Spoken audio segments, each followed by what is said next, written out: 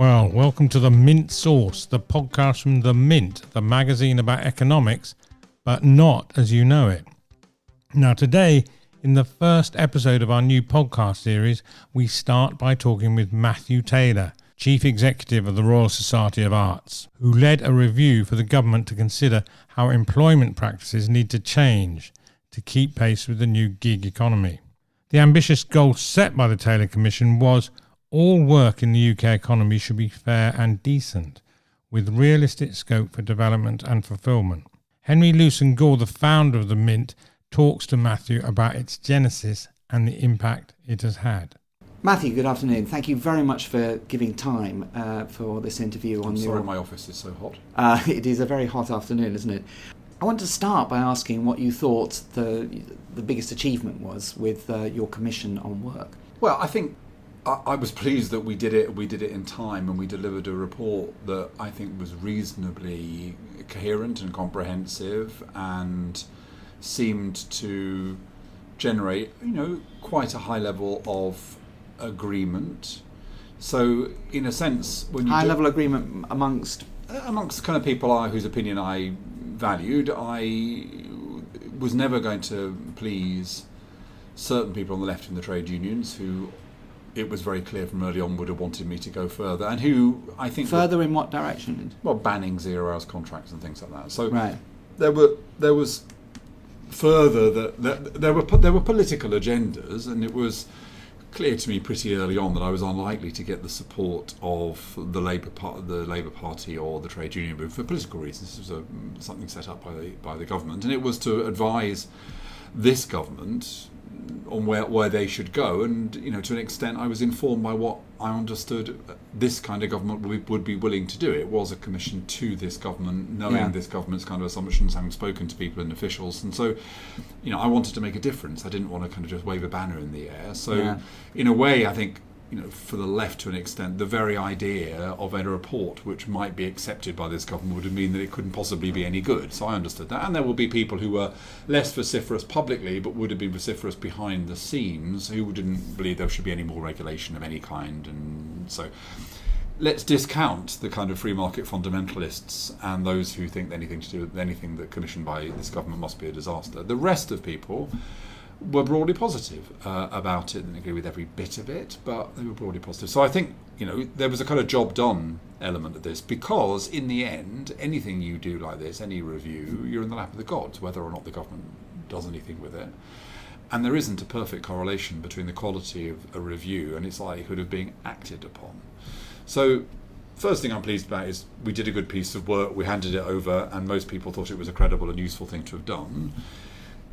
In terms of what's happened since, the thing I'm most pleased about is that the concept of good work seems to have taken wing to a certain extent. I mean, I do a lot of events and talks about this to trade associations and sector associations and organisations that work in the employment space, and I've been involved in an initiative by Carnegie to define the metrics for good work. So this idea of good work, the idea that you think that was something new that the Commission sort of basically, that was one of the big ideas. Yeah, I mean, look, I don't really think that anything is new, in the sense that I think if you look at the history of inventions, the person who gets the credit for it nearly always has a team around them, and that someone else somewhere else in the world was just about to invent the same thing. So, if Matthew Taylor hadn't existed and this review hadn't existed, it may well have been that something very similar would have come along, because it was a moment. And I think it was a moment where the public, when I was in government, the Labour government, there was a philosophy that was work first, and you'd hear the phrase work first, and the view was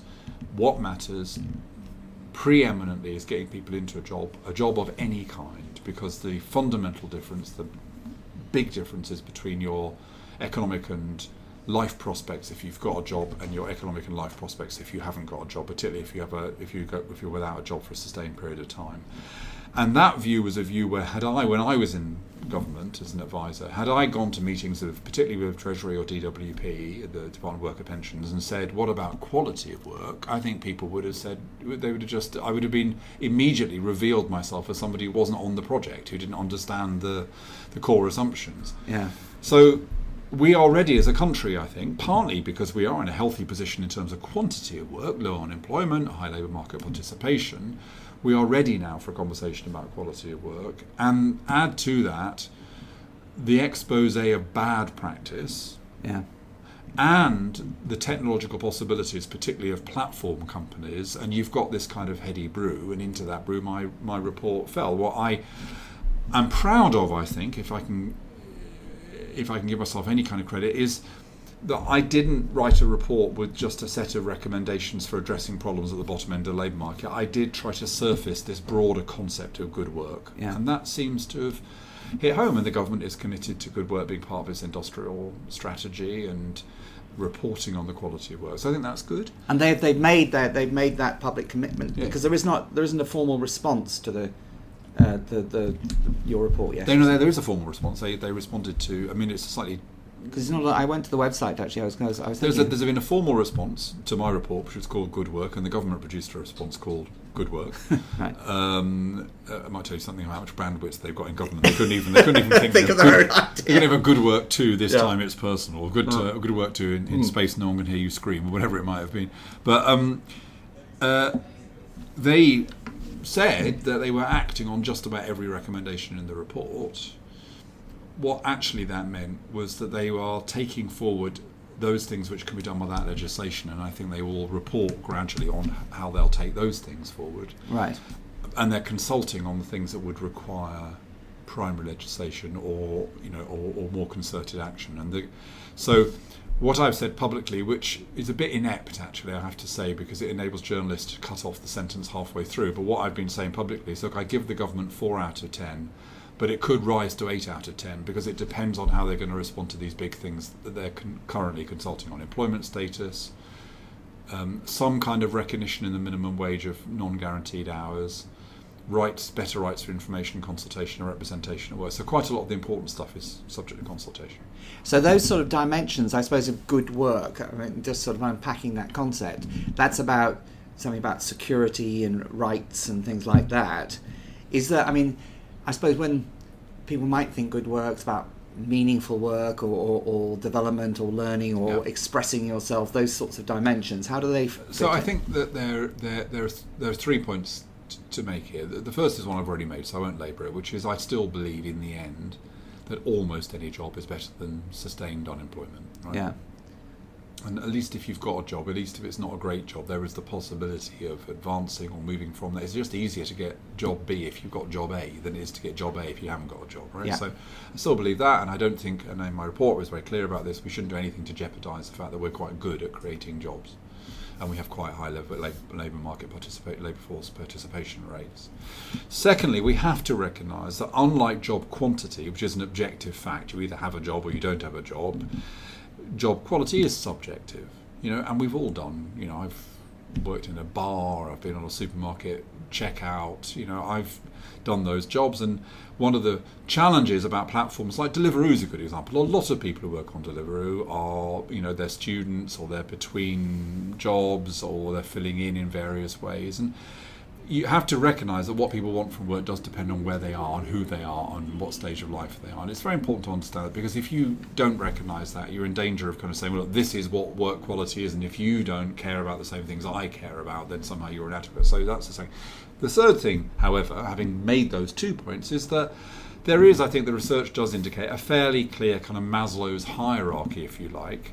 If you kind of think of a kind of pyramid where most people get the stuff at the bottom, and then fewer and fewer people get the stuff as it goes up the kind of pyramid. And so at the bottom is people do want decent terms and conditions. They need enough money to survive on, and that's hard now. And basic conditions, health and safety, things like that. Then they want. Then things like security, family-friendly working, so aspects of the design of the job. So they're also important.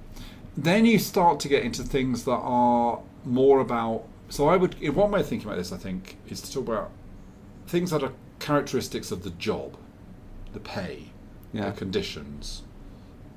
Then things that are characteristic of the person's experience of the job. So then you get into the kind of sense of autonomy. Respect. Do you feel you're listened to? Do you feel you're respected? Do you feel you personally have got prospects in this job? Do you feel that this job enables you to balance work and family life? Right? So these are kind of characteristics of for the person. And then the highest level is characteristics of the organisation, which is, do you feel that you are working in an organisation that has a purpose that you subscribe to? Do you feel a strong sense of teamwork in the organisation you're in? So I think that's one interesting way of looking at it. I haven't kind of fully thought this through, but the baseline is the characteristics of the job, then the characteristics of the way in which that job interacts with you and your aspirations and desires, and then thirdly, the nature of the organisation that you are in. And the best possible jobs are ones where people feel that they get paid enough and that the conditions are fine, that they personally can grow and develop and balance it with their job, but also that they work in an organisation where they really feel motivated and excited by what that organisation is trying to do. And that, I suppose, that last bit is the most tricky in a sense, particularly in that, you know, a lot of our organisations are shaped and maybe more shaped around maximising returns to shareholders and finding ways to make more money. And I suppose maybe people may not relate to that or feel that's meaningful for them. Yeah, I think there's two issues here actually. I think one is the kind of ultimate purpose of the organisation, and of course you're right that if you're an organisation that espouses a broader purpose, but yet you suspect that it's dragged hither and thither by the self-interest of the executive or the short-term demands of the shareholders, that's kind of problematic. But the other thing I think is it's also about the way in which the organisation works. I think, you know, large bureaucracies, however benign their ultimate objective, are not nice places, are often rather demoralising places to work in. Yeah. So I think just as important to people as the ultimate purpose of the organisation is how that purpose is translated into their day-to-day experience of the organisation. You know, so that's why a lot of people in the public sector don't have great morale. It's not because they don't, you know, a lot of teachers don't have great morale. And that's not because they don't care about children. They don't think that educating children isn't the most wonderful thing you can do. It's because they are bowed down by regulation and, you know, fear of Ofsted and, you know, all of the kind of those kind of aspects of the job. So you need to do both things. You need to be purposeful organisations, but also people need to feel they can live that purpose in their day-to-day jobs. And I think, again, as I say, in the public sector in particular, a lot of people are in jobs that ought to feel meaningful, but actually they feel the way the organisation runs means that they, indeed, one of the things that is most demoralising to them is it doesn't, for a lot of the time, it doesn't really feel clear how what they're doing contributes to what they thought they were trying to achieve. So they were inspired to do it. They believe in what to do, but actually the organisation is to some extent getting in the way of that. Yeah. So, for example, we did a report. A colleague of mine called Julian Astor did a report called the Ideal School Exhibition, which is about mission-driven schools. And these are schools with a clear mission, but where everyone in the organisation feels that mission. He contrasted that with a lot of schools where it feels like what's going on a lot of the time is gaming. And so what those teachers know they're really about is doing what needs to be done to make sure that school doesn't fall into special measures and have Ofsted landing on it, you know. And that's, you know, to a certain extent that's aligned with children's success and development, but there are elements of it that aren't, you know, focusing all your resources on kind of children at the borderline between two grades and things like that. Yeah.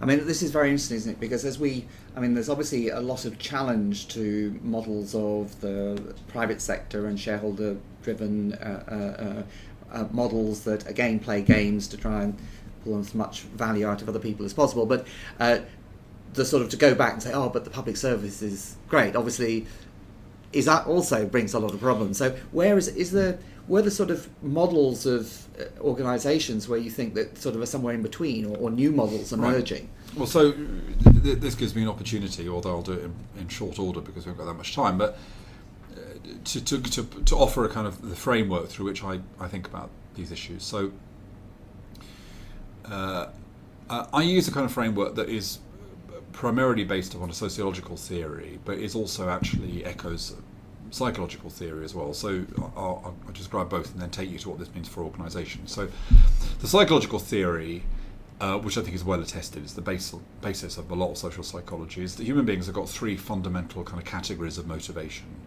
And these categories are often defined as mastery, which is kind of like doing the best you can at the thing that you do.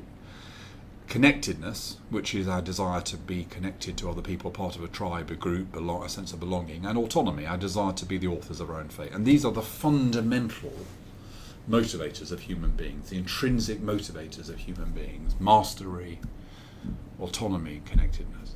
Now, there's a different theory derived from sociology, from anthropology, from the work of Mary Douglas and people who followed after her. And that's around what might be kind of, the way that I talk about it is the way in which people do things together. And that has a categorization which is interestingly similar. So that would talk about organizations, cultures within organizations being hierarchical, that is to say, being about authority and strategy and leadership and rules, and a notion that the way you get people to do things is through hierarchical means. Solidarity, which says what it's about is belonging and membership, and the way you get people to do things is their values and their sense of belonging. And individualism, which is one other way you get people to do things is to kind of appeal to their self-interest, enlightened or otherwise. The sociology is interesting. The fourth category, which is fatalism, which is a kind of view which is, actually we're screwed, nothing's going to work. You can kind of forget it all. Now, the reason I prefer the sociological theory to the psychological theory is the psychological theory says implicitly all good things go together, and the sociological theory says no, actually these things, the hierarchical, solidaristic individual, are in tension. They're constantly in tension. They're constantly battling it out as ways of getting people to do stuff. Now, I often cite a piece of research. It wasn't a huge piece of research. In fact, Charlie Leadbeater, whose research is, I think, kind of often is rather amused by the fact that I get quoted a lot more talking about his research than he does. But he looked at a number of very innovative organisations, Pixar, Barcelona Football Club, an Indian social enterprise bringing affordable education to thousands of villages, the Cambridge Molecular Biology Lab, I think. He looked at these organisations. Why are they innovative, he asked. And he came up with a phrase to describe them. He said they are creative communities with a cause. Now, the reason that I talk about this more than Charlie does, who's moved on to other projects, is, of course, this absolutely chimes with that theory. Because what it says is that the best organisation to work in, the most innovative organisation, cause. It's got leadership that is about mission, strategy. It's not self-serving, it's not overbearing. Community, a sense of being in a team committed to doing something special. By the way, not community that's inward looking, but community in these cases committed to making fantastic films, playing wonderful football, bringing education to children, and then creative organisations where there is an assumption that people can and should be trusted to take initiative, to try things out, to experiment with things, to solve problems. So for me, what you're trying to do is build creative communities with a cause. You're trying to align hierarchy, authority, and solidarity. Now, you've talked about the private sector and the public sector. I think that there is a tendency of private sector organisations to be weak in the solidarity bit. So private sector organisations are good at hierarchy and authority and rules, and they're quite good at self-interest and performance-rated pay and bonuses and competition. Try as they might, they're not terribly convincing on the kind of, great mission thing, for reasons that... They work hard at it, but some do anyway. I was in a bank a couple of years ago, and the bank had its values in its lobby in a big glass sculpture, which of course led people to go, of course this bank you can see right through their values. The public sector's problem, which I'm sure you will also be able to concur with, is it's good at hierarchy, it's pretty good at values, it's not very good at individualism, it's not very good at creating the spaces for people to take initiative and solve problems themselves. So I think that, my account would be both the public and private sector have challenges about being the best possible workplaces, the most wonderful places to work. They get the very best out of people, but they're slightly different kinds of problems. Now, what you've had in the public sector for the last 30 years has been new public management. And new public management was an explicit attempt to drive individualistic methods, markets and incentives into the public sector. It's failed. And the reason it's failed, which takes me back to why I think this theory is so interesting, is you can't just bolt things on. So, and exactly the same is true as the private sector, because the equivalent failure for the private sector of the failure of new public management in the public sector is corporate social responsibility, because corporate social responsibility is the attempt to bolt values onto organisations. But you can't do that, because part of the reason new public management failed in the public sector is you can't really have these individualistic methods in systems which are still publicly accountable, that still have to deliver equity. You need to redesign the whole thing if you're going to do that, not just bolt these things on. And the reason it hasn't worked in the private sector is, of course, you'd be eloquent on this, but if you don't challenge the fundamental business model, the shareholder value model, for example, then your attempt to bolt these values on just doesn't work. Isn't going to work. So I know you've just launched a new Good Work program in the RSA. So how does that thinking inform this new initiative, and what's shaping that? Yeah, I try my best not to impose my theoretical frameworks on everyone at the RSA. Not being a hierarchical organisation. I think I put ideas out there, and if people find them useful, they use them, and that's great. Actually, we have a phrase that we use to describe change, and that will be used in our future work approach, which is we talk about thinking like a system and acting like an entrepreneur. Yes. And I think in that we use the framework I've just described. So when we look at a system, one of the things we look at, the lens we look at a system through, is how is authority working in that system? How are values working in that system? And how are incentives working in that system? And if you wanted to reimagine the system, you'd have to reimagine all of those things. And then secondly, in terms of the entrepreneurial bit, if you want to achieve change in that system, where is it that change looks imminent? Is it in the leadership? Is there some disconnect in the values? Is there a legitimacy issue that you can maybe open up and exploit to shift things? Or is there something in the incentives that you could do? Is there, innovation, entrepreneurship that might change the system? So we do use that framework, broadly speaking. And in our future work, I think what we'll be doing is looking at the impact of technology on particular sectors, but in a kind of whole system approach. So not just saying, well, here's the technology, it's got the capacity to do X, let's introduce it. But, well, what does that mean for the service? What does that mean for the workers? What does that mean for the public's perception of that sector? What does it mean for the underlying purpose of that activity in that sector? So we will, I think, attempt to bring to our analysis of the future work a kind of whole system analysis. Brilliant. Well, thank you very much, Matthew. That has been absolutely fascinating, and thanks very much for the time. Thank you for listening to The Mint Source. It's economics, but not as you know it. You can find out more about The Mint at themintmagazine.com and about promoting economic pluralism at economicpluralism.org. So do sign up for our mailing list, subscribe to this podcast, and do come along to our events. The Mint Source is produced and distributed by the Real Agenda Network, podcasts of political change. You can subscribe to future episodes by going to realagenda.org or to your podcast provider.